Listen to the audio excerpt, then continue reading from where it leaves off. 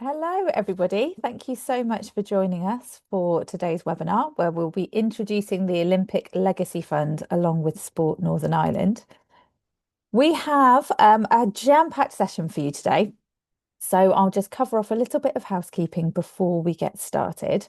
I'm Zoe, I'm the community manager at Crowdfunder, and I've been joined today by Patrick O'Toole as well as Laura Trainer, who are here representing Sport Northern Ireland. We've got Laura in the chat box. She'll be able to answer your questions throughout the session. She'll also be joining us for the Q&A towards the end. And we've got wonderful Patrick. He'll be talking through the fund itself, and again, will be part of the Q&A. So please do pop any questions that you might have about crowdfunding or about the fund itself into the chat box. Alternatively, you can use the Q&A box as well, which you should find along the toolbar. You should find both of those along the toolbar at the bottom of your screen. We have allowed 60 minutes for this session, and that does include the Q&A. If you find that you lose your internet connection, the best thing to do, or if there's an issue with the session, with the live session, just jump off the call, exit out of the webinar, and then you can follow the join link to come back into the live room. You might find that you've lost any of the previous conversation in the chat box, so please drop a message in there and we can bring you back up to speed. As I mentioned, it is completely live. However, we are recording today's session and we'll make sure that we send that out to you as part of a follow-up email. And that will include all of the information that you need about the Olympic Legacy Fund and any links to resources that are going to help you to get started with your crowdfunding journey. Okay, if you're struggling with internet connection, please just drop off the call and rejoin. If you are finding that our video, so the panelists' video, are sitting on top of the slide, the best thing to do is head to the top right of your screen. You should be able to select side-by-side speaker view, and that will remove us from the slide, and you'll be able to see the full content. Okay, then. So for those of you here attending the webinar today, some of you might have an idea of what crowdfunding is. You might be familiar with the concept of crowdfunding, which is essentially going out to your community and raising funds from those people around you. So from your supporters, we call it a crowd. Essentially, it's your community, whether that's geographically, whether that's a community of people to do with your sport or physical activity or your sector. The way in which we work at Crowdfunder UK is we are a predominantly rewards-based platform, and we'll look at rewards and how they can really impact your fundraising a little bit later in the session. But just top level, how does it work? What you want to do is head over to crowdfunder.co.uk. You'll be able to set up a free to access account with us where you can then add a project. Adding a project essentially means you're setting up some fundraising campaign where you'll be able to set a target, you'll be able to tell your story on that fundraising page, you'll be able to then spread the word with your community. So really start promoting your crowdfunding page and make sure that you are telling that really impactful, really engaging story to all of those potential supporters that might want to back your idea or your project. There's loads of support available to help you. So we have webinars such as this. We have tailored webinars for different stages of crowdfunding. We also partner, obviously, with organisations such as Sport Northern Ireland to make sure we're sharing as much resources as possible with you. You'll be able to take a look when putting your crowdfunding campaign together at all of the different match funding opportunities or extra funding opportunities that could be available to you. So we highly recommend that you do that in the planning stages. You go live with your project, ultimately bring in those donations from your crowd, from your community, and then once your project is funded, you essentially close your successful campaign and you can draw down the money within around 7 working days. What's really exciting at the moment as well is if you are a campaign that might need to access some of that funding a little bit earlier, there is a mechanic in place which allows you to have early payouts from the money raised by the crowd, not necessarily from that match funding or extra funding pot of money. So just check T's and C's, but it can be a really great way to access funds in a relatively short amount of time to really get your project off the ground. So why would you think about crowdfunding rather than just traditional forms of fundraising, whether that's kind of in-person fundraising, whether that's sponsorship, or it could be your traditional kind of grant applications? There are lots of different added benefits that come along with fundraising in this way because it is very public facing. You are kind of tasked with going out to your community and talking about what you're doing and self-promoting as well.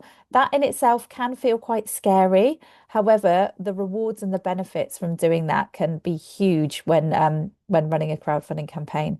First and foremost, is going to really help to build some confidence in your own idea, and it will help to build confidence within the community around what you're doing, what you're trying to raise money for.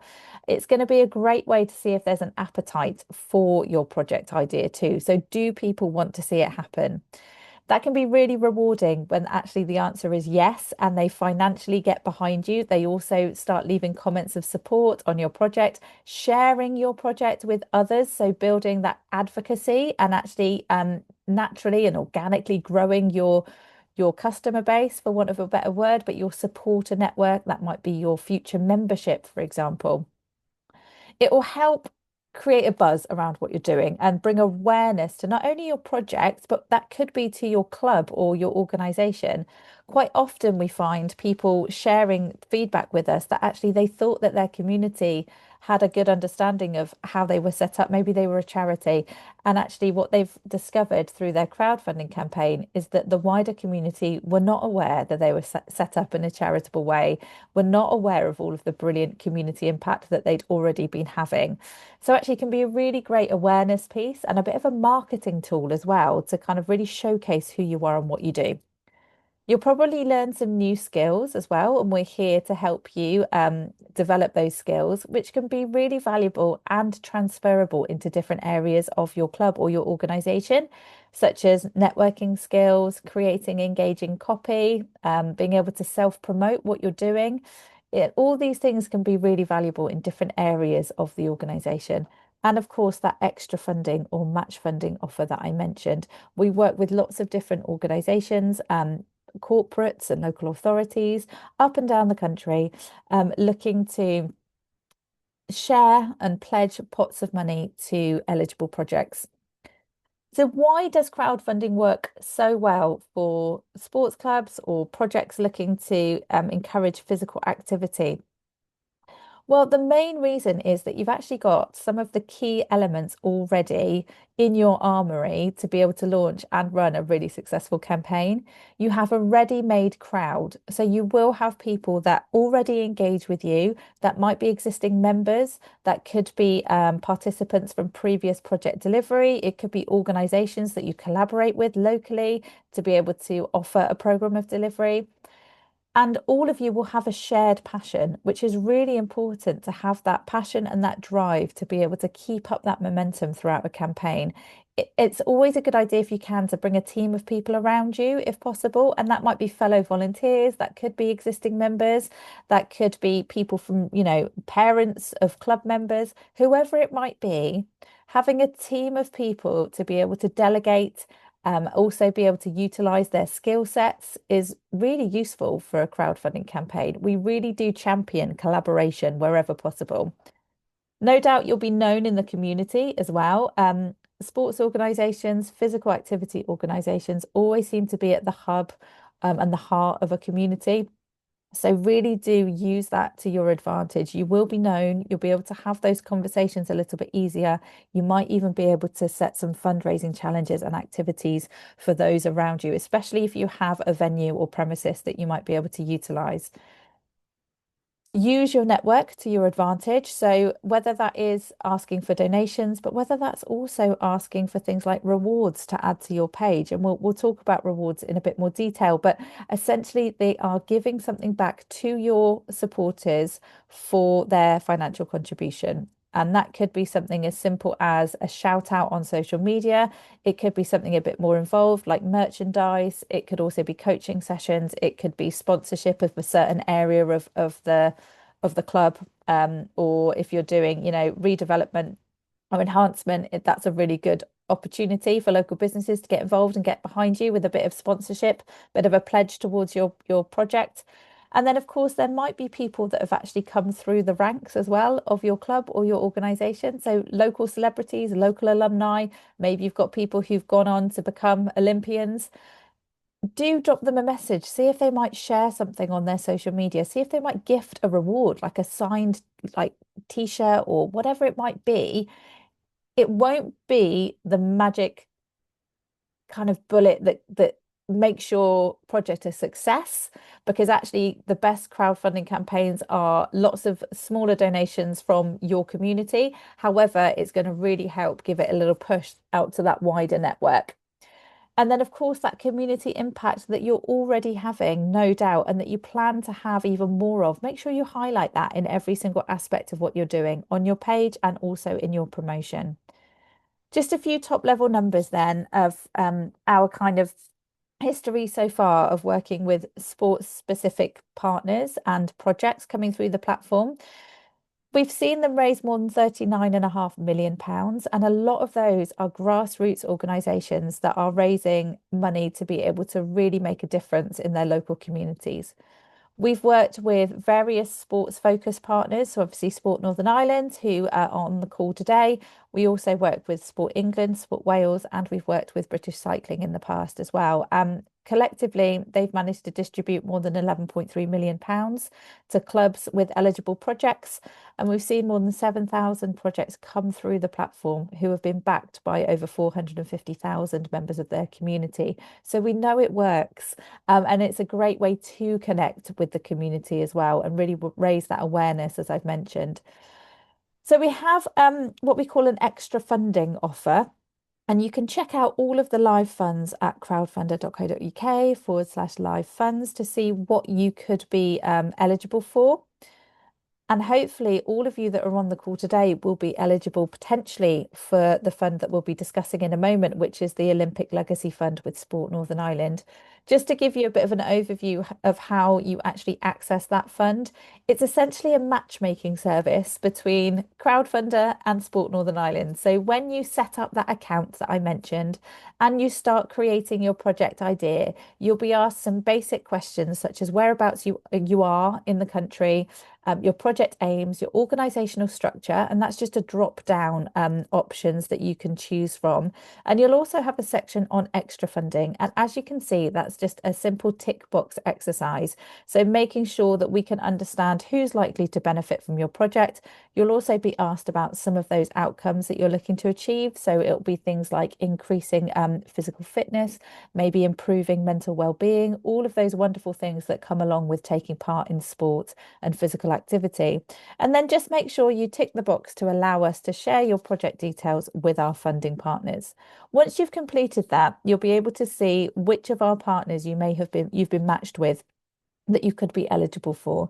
And it is as simple as clicking the apply button within your project dashboard. And I recommend doing that before you go live with your project. So you apply for any of the funds that you think would be a good fit, and that will automatically be sent to our partners. So Sport Northern Ireland in this case, they'll review your application and your project ideas, and they'll be able to communicate with you then as to whether they would like to support you with a pledge towards your crowdfunding campaign. And somebody who's here to tell you in more detail about the wonderful offering from Sport Northern Ireland is Patrick O'Toole. Hi, Paddy, how are you doing?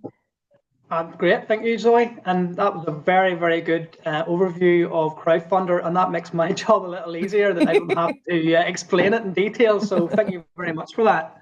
No worries. I'm going to take myself off camera and I'll mute myself, and then I'm going to hand over to you. So do feel free to just give me the nod to move the slides along and I'll drive them from my side.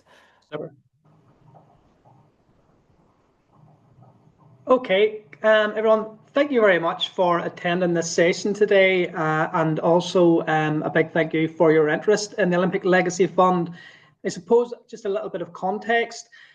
This fund has come about as a result of the success of athletes at the Paris Olympic and Paralympic Games held in 2024. What has come out of that is the Minister for Sport has provided a fund of £1 million, which is going to be distributed by Sport NI by the Crowdfunder platform to sports clubs.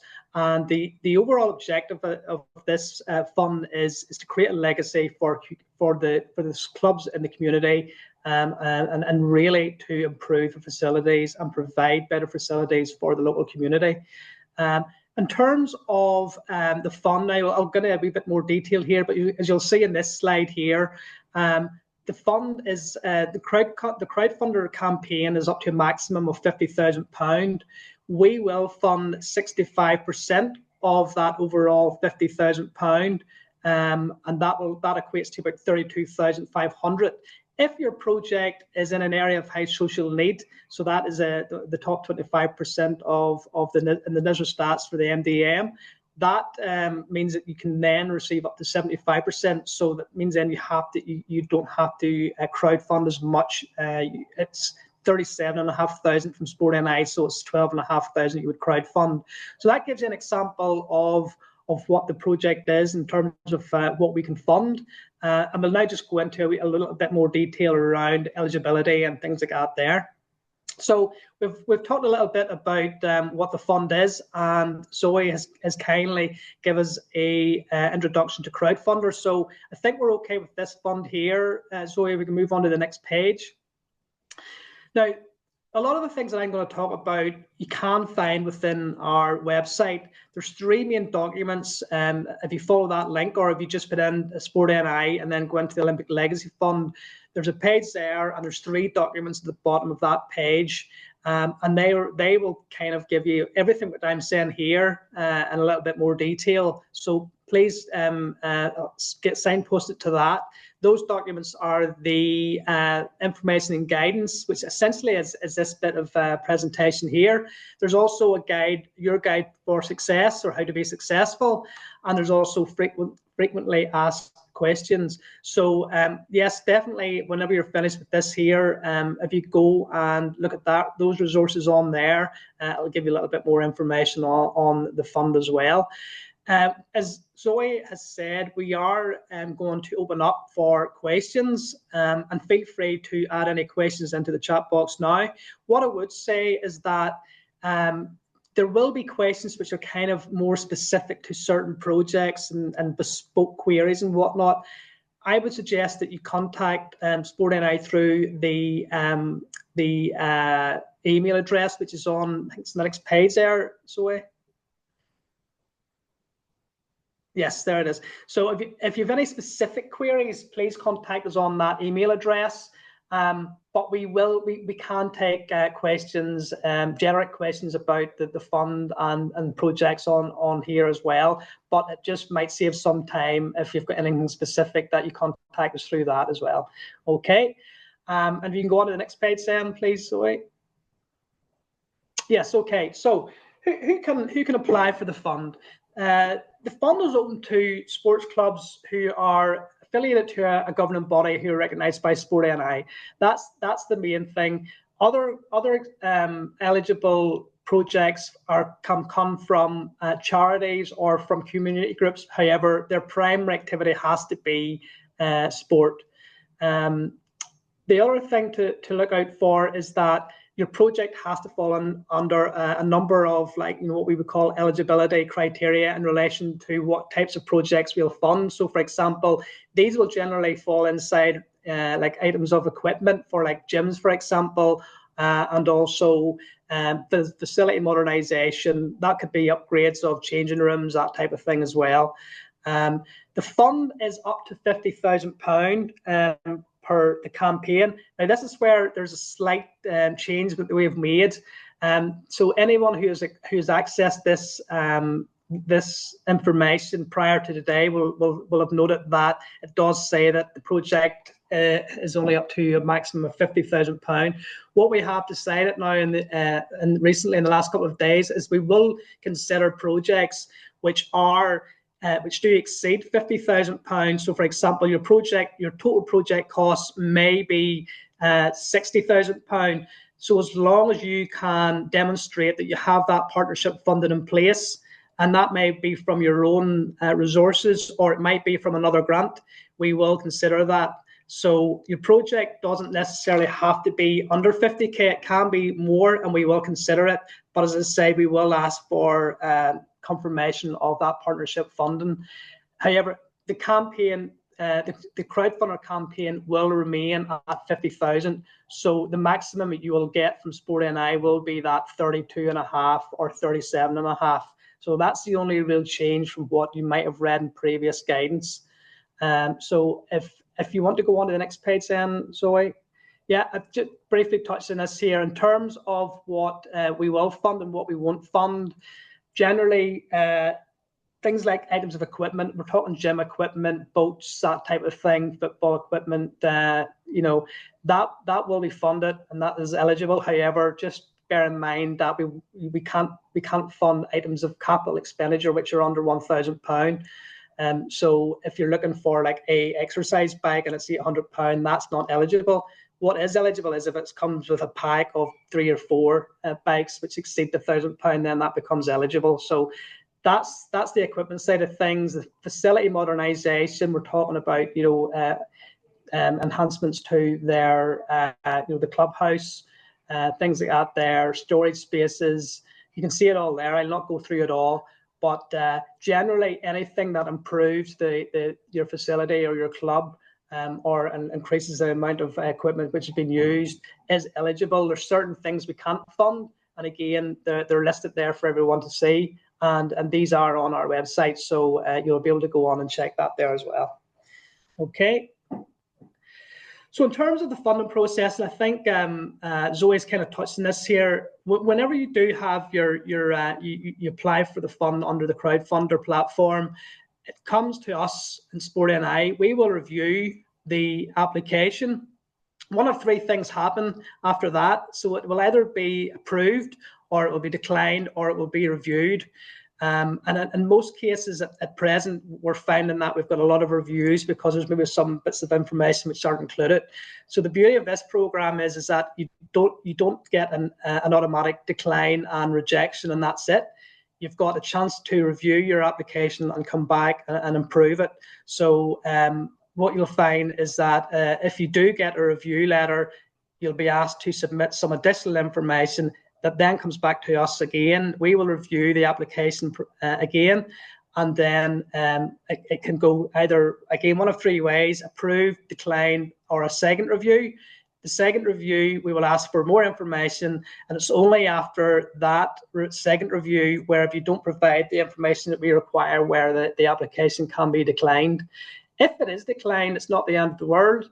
You can simply reapply again. So again, this is the beauty of this project or this campaign and funding is that, you know, you get more than one go at it. You can't submit 2 applications for 2 different projects. However, if you're unsuccessful, you can come in again for a different campaign or even the same campaign but with new information included. After that, your project goes live. And you then start, you know, getting the crowd fund coming in. Sport NI will not release our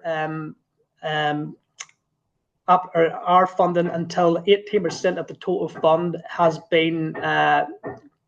Sorry, I'm just hearing strange noises in the background there. Until 18% of the total fund has been crowdfunded. So, for example, if you are looking for £50,000. 18% of the 50,000 is what has to be crowdfunded before we will put in our donation. Our donation will then go in, and it's only whenever you whenever you have the total fund of £50,000, if that's what your project costs, that is when the money can then be released into your bank account. So there's also a minimum number of donations, unique donations. So the greater amount of money that you're looking for, the more unique donations are required. So if you're looking for 50, or if your project is £50,000 and your ask from Sport NI is 32.5, you will need to have 90 unique donations. Again, if you don't have 90 unique donations and you meet your target, you won't. The money will not be released until you actually have more donations. So the more, the better in terms of your unique donations. And again, both of those have to be satisfied before the money will be released. So you have to have 18%, and then you also have to have the minimum amount of donations before any money has been passed over from Sport NI. Okay, the next page, please. So just a few examples. I'm actually going to leave number 1 till the end because I've changed that over from what's been in the previous guidance. So there's a couple of examples there, and you can see it just goes through certain criteria there in terms of, like, if it's an area of high social need, if the answer is no, then the maximum you can get is 65%. For example 3, you'll see that the area of high social need is yes, so that means you can get like 75% of the total ask. There's also things in there around the number of unique contributions you need to have. The key thing here is that you've got a time of 6 weeks to crowdfund your total campaign amount. If you don't do it within the 6 weeks, then Sport NI's donation will not appear in your account. So that's the key area here, is you've got 6 weeks. One of the other things I suppose is important is that you do not launch your project live until you get an approval from Sport NI. If you go live without approval, your application will be declined. So again, that's not the end of the world if that happens. You can simply reapply, but just and whenever you're putting information into Crowdfunder, it's just important that you don't go live. You submit that to Sport NI, and we'll go through that assessment process. And then just the final page there, I think it is now, Zoe. So just I suppose I just wanted to reiterate the key areas here. And again, all this information is on the website, so I don't plan to go through all these 10 points. But the key things is that you've got 6 weeks from whenever you go live to raise the 100% of your project costs. Do not go live without the approval from Sport NI. You have to raise a minimum of 18% towards the total funding target before Sport NI's money will be added to the crowdfunding page. Other minor things which maybe aren't included in this here page, which we have seen in a few of the projects that have been submitted, is that we've asked for videos and pictures of a video clip of the project with someone explaining the project and a little bit about the club and the activities that happen at the club. It's important that you include a video. If you don't include a video, you will receive a review letter to add one in. So it's best if you have that in at the start and some pictures of the project. The community rewards is another thing that Zoe has touched on. We're finding that some of the early applications that we've received do not have any community rewards. Some of them have some club rewards, and that's great. Feel free to include as many club rewards as you can, but we do need buy-in from the community. So it's important that your application includes a number of community rewards. I think there is a key to that in the information and guidance, and I think if you're looking for the full amount of donation, or sorry, the full amount from Sport NI, you have to have a minimum of 6 community rewards. If you have 5, we're not going to decline, but I think what we need to reiterate is that we want as many as possible, because that gets a bigger buy-in from the community. So those are a few key areas which we think you should consider whenever you're drafting up your application. I think that's all I have, Zoe, unless there's anything else on the next page. Hi, Paddy. The next page is going to be me just going back over those funding criteria bits. That's fine. So listen, just before I go off, again, thank you for your interest in the fund. I hope I've given you enough information. Listen, I'm sure lots of you will have questions, and that's fine. We're here to help. Feel free to drop us an email. Feel free to give us a call. And we can talk you through any issues you're having or any queries you have around the fund or eligibility or any of that sort of stuff. So looking forward to seeing all of your applications. Amazing. Thank you so much. And so much information there for all of you. And as Paddy mentioned, head over to the Sport NI website and you can have access to all of that. And we'll make sure we share it as well. So you can go straight there and read through and just make sure what you're looking to raise money for may be eligible. And of course, contact the team. They're there to help and support you as we are as well.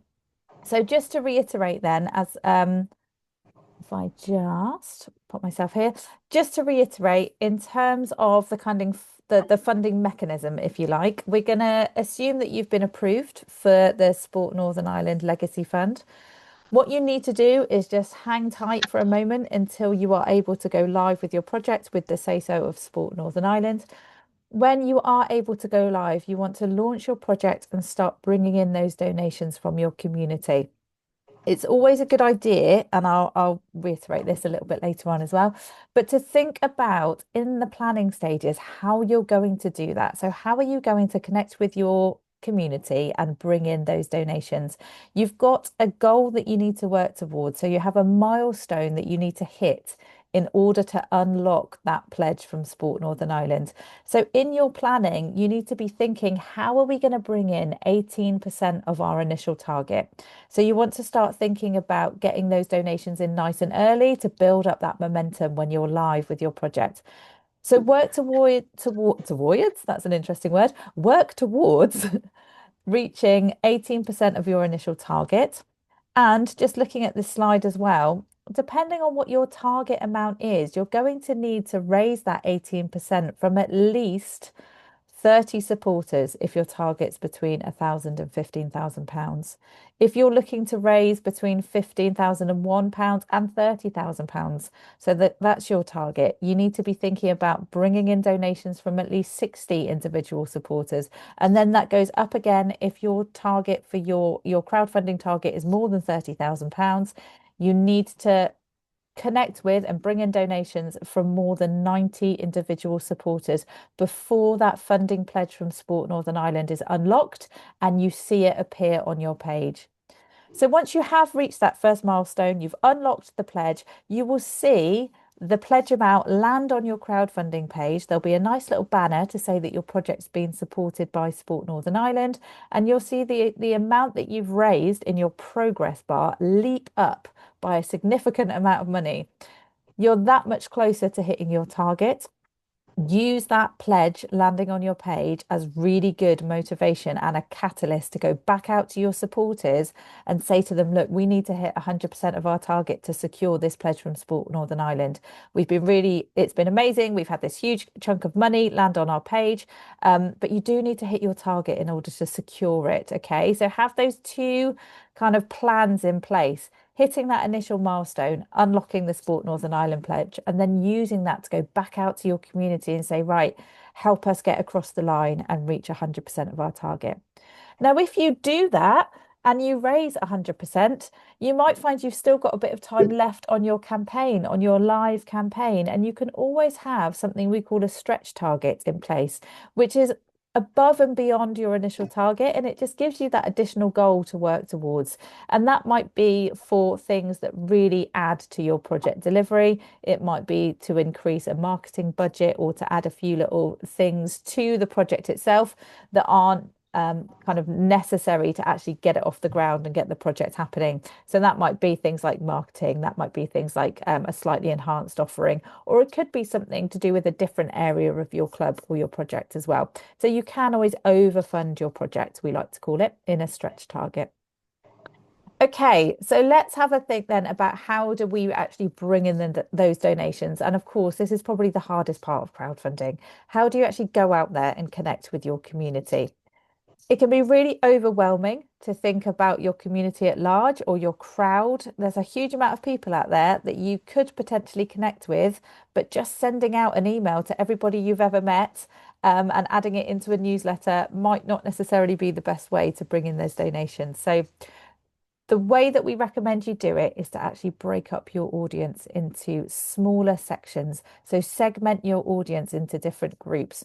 So you might be thinking about people that fall into the friends and family group. It could be looking at local educational venues, so schools, colleges. You have social media as a group all by itself. You might have existing customers, members, or supporters. It could well be, local businesses or the local press, blogs, maybe radio stations. Those all fall within different kind of subsectors of your community. And the best way to yield donations and support in whichever form it may come is by thinking about how you contact each of those groups and the story or the message that you are going out there with to each of those groups. So I might pick up the phone to speak to a member of my family. I might put the crowdfunder into a newsletter to connect with existing supporters or into the WhatsApp chat that we have going because we're a relatively small club. I might be thinking about going in person and speaking to the local schools and colleges, and I might try and encourage them to do some fundraising on our behalf. With friends and family, it could well be that they want to back the project because it's you and they want to support you in what you're doing. And that's going to be the message. For those local businesses, the message might be a call to action to see if they could offer a reward to add onto your page. And actually, the mutually kind of beneficial element of that is you would really like to highlight local businesses and shine a spotlight on them. So what you'll do is you will maybe pin their business to the top of your social media promotion for a day or two. You're going to shout about how wonderful they are for offering a reward, which might be a voucher or product services. And you would ask them to do the same, to share your crowdfunding campaign with their customer base. So you're doing a few things there. You are highlighting a local business for being really generous and gifting you a reward and supporting your local club or your organization to have that deeper community impact. You're going to widen your network by them sharing your crowdfunding campaign with their supporter base, which is their essentially their customers. So actually their customers who might not be even thinking about supporting your campaign, but would love to get a discounted voucher for their meal for two at their restaurant will now know about what you're doing because their money's gone to support you. They've got something in return. They're happy. They're now talking about the fact they supported your campaign. They're growing your network. So it's all mutually beneficial and collaborative. And that's what we really like to see with crowdfunders. And that works really well for people in your position because you have already got some of those connections and some of those networks around you. So those conversations may well be a little bit easier for you. And in the planning stages, think about those calls to action. So reach out to club members, reach out to local businesses and say, this is what we're going to be doing. So warming up those conversations ahead of time is going to be really helpful. And then keeping people in the loop. So you have a function to be able to post updates to your campaign page itself, and they will show on your page, and they'll also be emailed out to everybody that's already supported you through the crowdfunding campaign. So they're a great way to share any milestones that you might have reached, to shine a spotlight on some of those businesses, some of those rewards that you might have been able to get on your page. Maybe there's been something happening outside of the crowdfunder, but just is really exciting for the club or the organisation. Maybe part of the sporting calendar that you'd like to share. Maybe there was a fixture at the weekend and actually the club did really well, and you just shout that out and create that human connection with people. The more your supporters feel connected with you and your club or your organisation, the more likely they are to have that advocacy for you and start talking about what you're doing with their networks. And also, some of these supporters may well be future beneficiaries or members. So keeping those relationships going can be a really lovely way to develop the crowdfunder and also develop the project beyond raising that money and into the future. So a way that you can keep tabs on all of that is to have a network spreadsheet. So I know it sounds like a lot of work, but it kind of makes the being live element of your campaign a lot easier to manage. So again, when you're in the planning stages, breaking up that audience into those segments, maybe develop something like an easy to use, spreadsheet or something where you can keep tabs of your audience. So you can see here you've got local residents, the leisure centre and a local primary school, the method in which you're going to communicate with them. So for local residents, the idea would be putting something out into the local Facebook group and maybe contacting the local press to put a press release out. And then also the status. So how is it going? This project owner, they've joined that Facebook group, they've created and sent a press release, and then you can update that as and when throughout the course of the campaign. It's a brilliant way to take some of the guesswork out of it. if you get your ducks in a row before you go live and you've got something like this to refer to, you can be reactive throughout the course of the campaign rather than having to constantly think on your feet. And I know lots of you will be doing this voluntarily whilst you're either working for the organisations you're trying to fundraise for, or whether it's that you're actually volunteering your time and you've got a full-time job elsewhere. By putting the planning in early, it takes some of the legwork out of the actual live campaign process and makes it an enjoyable process, which actually it can be. It doesn't have to be a huge amount of work. It doesn't have to be really overwhelming. We will give you all of the tips and tricks to actually encourage you to enjoy this process. And especially when the money starts coming in and the comments of support start coming in, it can be a really lovely thing to be a part of. So, one of the ways that you can connect with your community is, of course, understanding who your audience are and how you're going to best connect with them and which kind of story you're going to be telling them, how you're going to deliver your message to each group. Ultimately, the page itself needs to be strong and you need to be able to tell your story well on that page as well. So, we've created a template to make it as easy as we can do for you. When you start setting up your campaign page, you'll have access to a template where we basically prompt and ask you questions. So if you just reply to those, add images where you can do as well. We all know the saying of a picture can tell 1,000 words. So having some lovely imagery on there that demonstrates what you're saying is a really great way to keep your readers' attention. Breaking up your page with headers, and also highlighting things in bold. These are all kind of relatively simple tricks, but it helps keep people reading your page because actually their eyes are going to dart, between the headlines maybe, or watching a short little video that you've created can be a really brilliant way to hold their attention. It only needs to be a minute or so long, especially if it's shareable, then they can share that, you can share that, and it's going to help to resonate with people a little bit quicker. We've talked about rewards on and off throughout the session. Rewards can be a brilliant way to actually incentivize your supporters to give a little bit more. It can be a great way to connect with your network, especially the local business community, or even your existing network of members or beneficiaries who may well have their own businesses or skill sets that they could actually dress up as a reward. So we've had at different times of the year, we've had things like teachers offering online tutoring time, or we've had accountants that are members of the club say, well, I can do a discounted self-assessment at the end of the year. Whatever it might be, think about products, services, experiences, so tickets to things that you have the capacity to deliver. So that might be discounted coaching, discounted membership, sponsorship. It could be a signed match day shirt, ball, whatever that might be. You might have I know we're coming up to winter, so it's a bit different, but you might have quiz nights. You might have different things that happen at this time of year. Can people get their tickets for that through the crowdfunder? Ideally at a discounted rate. So maybe it's an early bird ticket. Ideally, there's limited amounts of these things available, which again gives that sense of urgency and helps you market and promote them. Come and get your hands on these before they disappear, that kind of messaging, just to keep that engagement. And what we've seen is actually projects that are offering rewards typically raise around 30% per average pledge more. So people are pledging on average 30% more than they would do on projects without. And as Patrick mentioned, you do need to have some of those rewards on your page in order to be approved for the funding. So think more kind of broad spectrum. Think about your wider community as well and how you can use that reward offer to connect with people around you. Really quickly then, just some top tips before we dive into our Q&A. I mentioned about unlocking the funding there. Think about the launch of your campaign. If you can have a bit of a soft launch where actually you go live, you start bringing in those promised donations because you've done your work and you know who's going to donate to you as soon as you go live. And that normally is friends and family and people that are close to the project. Okay, so think about that. And then once you've got some money on your page, then think about having a more public launch.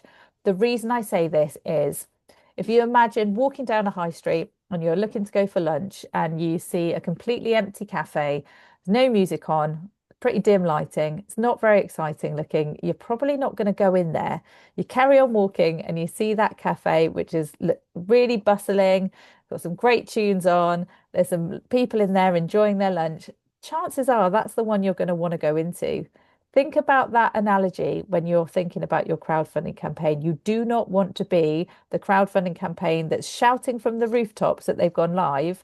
People come along and look at it, and there's no money raised, there's no comments of support. It hasn't really taken off yet. I might be somebody who's maybe 3 or 4 steps removed from your project, and I've read about it in a press release. I'm probably not going to donate. I'm going to wait and see what happens and make sure that people closer to your project are donating and giving it some kind of validity and credibility. So think about that, having a soft launch, more of a public launch where you can shout about the fact that you've gone live and actually building that momentum a little bit slowly. So kind of starting your core audience and building outwards towards things like social media and press. Set realistic goals. So even if you have a big target, which I know some of you will do, especially given the opportunity with the extra funding here, try and break that down into bite-sized chunks. So you've got something to aim for at different stages in your promotion and different stages in your campaign. It makes it feel less overwhelming and it makes it more palatable for your supporters as well to think, okay, we're just looking to raise a couple of £1,000 in the next few days, or we're looking to share this with a few, 10 or 20 people this week to be able to bring in X amount of money. And with those smaller kind of bite-sized chunks, it's a great thing to be able to tell your supporters what each of those chunks of money will go towards. If we raise, £10,000, we'll be able to do this. 20,000 will do this, all the way up to the maximum. It just helps people understand where their money's going. Always be authentic when you're telling your story with your page and in your promotion. Be honest with your supporters and transparent and showcase your personality. People want to connect with you as project owners of clubs and organizations as much as they want to support your project idea. And then stay connected with those updates as well, and posts going out. There's a huge amount of support to help you do this successfully. We've got webinars such as this, drop-ins, all sorts of wonderful things you can utilize. So please do connect with us and make sure that we can support you as best we can. And that brings me to the end of our slide content. And hopefully that I can see that the Q&A and the chat box has been filling up while we've been talking. So hopefully we've got some great questions that have come through. Patrick and Laura, if I could ask you to pop onto the screen, please, and let's see if we've got any questions that have come through. I know you've been in the chat box, haven't you, Laura? Has there been any that's come through that would be relevant for myself or Patrick at the moment? I've been having a little look there as well. So there's quite a few questions coming through, and me and Laura have been trying to answer as many as possible. I'm not sure we're going to be able to answer them all. So what I would say is that if you do not get an answer to your question, please just drop us an email, and we will definitely get back to you as soon as we can, because we appreciate that there's quite a lot of questions here. There was one, Zoe, which I know there's a chat function and then there's a Q&A, and I was looking at the Q&A one, and one of our guests has asked the question, is there a minimum amount that a donator can put in? So, for example, can they put in is it a tenner the minimum amount, or is it £1, or what is it? £1. £1, there you go. Yeah. So, and again, that's something that can be really lovely. You might even have a £1 reward, with the idea being that, or a really low price reward. So I would always have in mind that first milestone of, I need to raise 18% of my target, and it needs to be by, a minimum amount of people. So you might launch your project with a relatively small priced reward, but it might be that actually there's 30 of them available, and you're driving to get those 30 supporters onto your page. So using the rewards as a mechanism to bring in those supporter numbers and reach that milestone can be quite a clever way to make sure you're getting large amounts of people in. And it could be something that's, quite, doesn't have to be hugely tangible. It could be that actually the first 30 people that donate £5 will get a ticket to our Christmas quiz night and whatever that might be, whatever you're looking to be able to give back to people, but think creatively, and think about those milestones as well. But There's yeah, another Yeah, one that. £1 there, is the pardon. minimum. Oh, Sorry. sorry. There was another one that came in that's actually just popped in. It's about cost. So they all need to be inclusive of VAT. Mm. So even if you're VAT registered or not VAT registered, all the costs need to be including VAT on them for any quotes that we receive. Yeah, and Brilliant. just Thank you. just on that, some people's project cost could be £60,000, and what they've done is they've put in their project cost is 50,000. So the VAT element. So what we would do in that case is we would need a letter from your accountant to say that you're VAT registered and you plan to claim the VAT back on that. That would give us the assurance that the overall cost of the project can be covered. And we would allow that, as I said earlier. So yes, make sure that all elements of the costs are put in there, and that you can demonstrate how you're going to cover all of those costs. That's if the project does exceed the 50,000. Yeah. There There's a was one question other about question, sorry, for timing. you. Oh, Right, just before that one, sorry, there was only one other question I could spot that was I thought maybe you could answer. It's to do with like the hidden costs. Is there any hidden costs for the Yeah, that clubs was. or the people in the applications? Will they have an admin cost whenever they are withdrawing the monies, or will the people who don't donate, will they have any hidden costs? So if you could maybe just touch on that, please. yeah, absolutely. So there is what we call a transaction fee attached to people's donations. So that essentially happens when somebody makes a donation to the project, and that kind of transaction fee is, or the whole donation is kind of held, if you like, in a third party account until your project is successful. So when you receive the money, when you receive the payout, those fees, those transaction fees have been taken from the total amount that you've raised. So that's also something that's worth bearing in mind is when you're setting your target, you might want to be thinking about adding in a little bit, maybe a few percent to absorb those transaction fees. So what you come away with is what you're actually looking to raise rather than having a slight shortfall that's gone towards those transaction fees. I'd also encourage that with any other costings that you might have. So actually you might be sending rewards out physically. You might be actually putting something on by way of an event which costs you. You might be creating merchandise which might cost you. So think about any potential costs that you might have about running and delivering the campaign itself, and maybe think about absorbing that in your target amount too, or stretch target. Those two different ways that you can do that. There was somebody asking about rewards, which I'll just cover off. So, in terms about the value of a reward, did you say it should be 30% more than its value? No, sorry, I think that was probably confusing from me. The projects that offer rewards, what we've seen is that the average amount that's actually pledged or donated to that campaign is 30% more than an average donation to a project without rewards.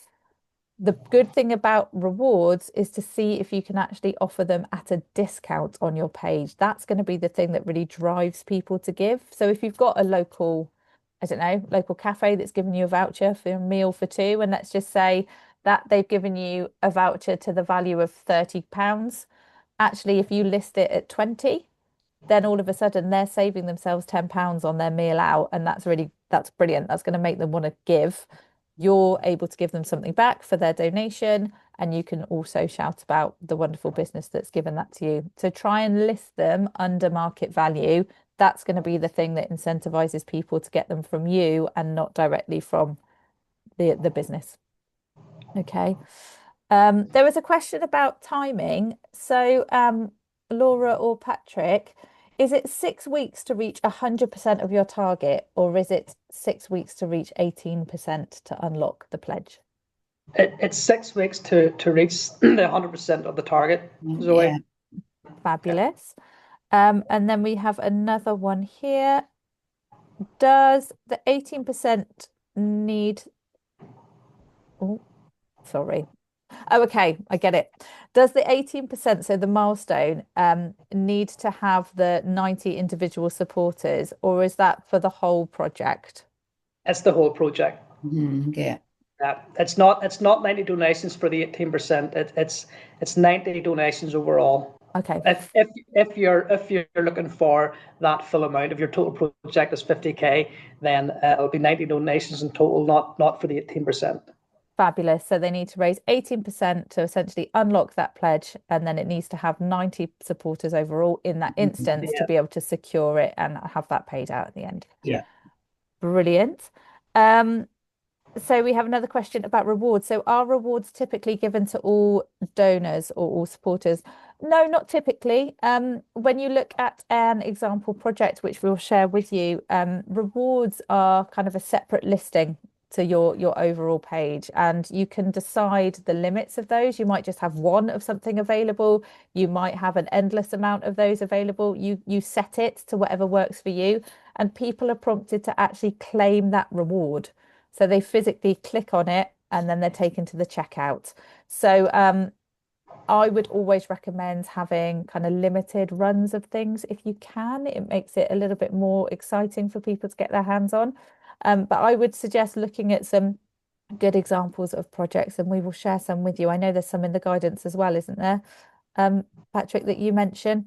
So definitely familiarize yourself with projects that resonate with you as well. That's always a good idea as a potential supporter.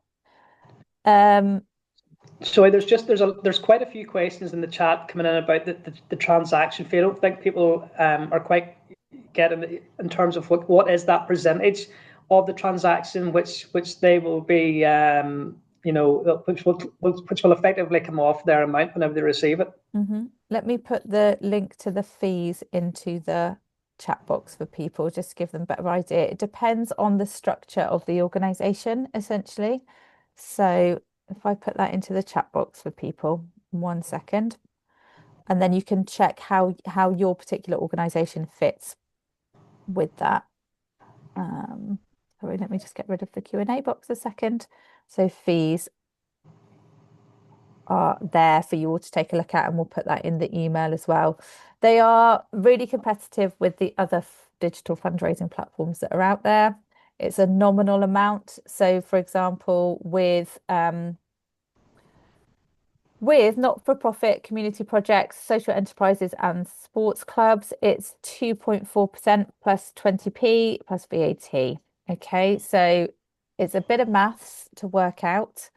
It's obviously going to be dependent on your target amount, like what that percentage you want to decide on to cover those fees, but it gives you an idea of a bit of a ballpark what you might be looking to have in addition to cover those fees, if that's helpful.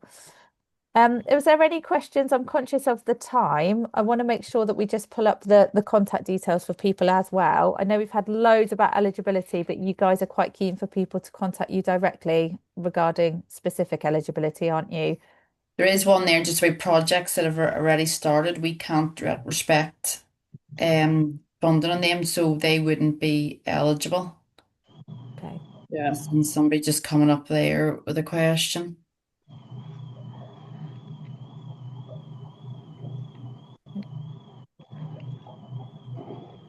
Have a look. There is quite a lot of questions, and Zoe, will we have access to these questions whenever the session closes, and maybe we can come back to people? Although I'm not sure if I would, what we can see is people's names, so I'm not sure if we'll be able to get their details to provide an answer for them. So if you don't get an answer, as I said earlier, please do contact us through the email address, and we'll come back to you. It's virtually impossible to answer every question. There's just so many of them. Just so many. It's amazing that there's so many of you on the call. We've had up to almost 100 of you today, which is amazing. I will make sure I give you access to the chat, and we can coordinate being able to get those responses out to people. Okay, we have hit the 4 o'clock mark. So what I'll do is just share those last few slides just so you can have the contact information to speak to the team at Sport Northern Ireland directly. So that's infrastructure@sportni.net.